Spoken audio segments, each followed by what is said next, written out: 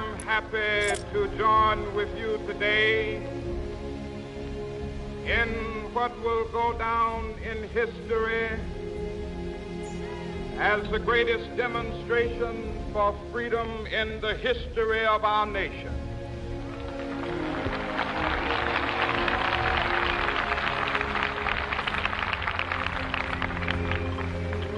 Fourscore years ago,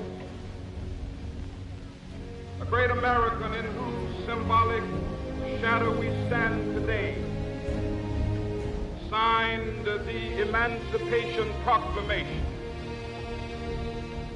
This momentous decree came as a great beacon light of hope to millions of Negro slaves who had been seared in the flames of withering injustice.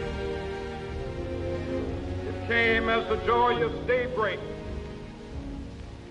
to end the long night of their captivity. But 100 years later, the Negro still is not free. 100 years later, the life of the Negro is still sadly crippled by the manacles of segregation and the chains of discrimination. 100 years later, the Negro lives on a lonely island of poverty in the midst of a vast ocean of material prosperity. 100 years later,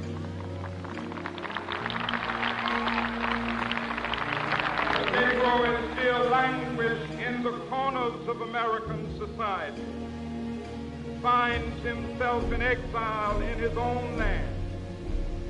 So we've come here today to dramatize a shameful condition.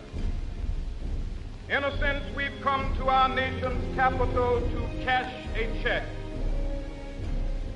When the architects of our republic wrote the magnificent words of the Constitution and the Declaration of Independence, they were signing a promissory note to which every American was to fall heir. This note was a promise that all men, yes, black men as well as white men, would be guaranteed the unalienable rights of life, liberty, and the pursuit of happiness. It is obvious today that America has defaulted on this promissory note insofar as her citizens of color are concerned.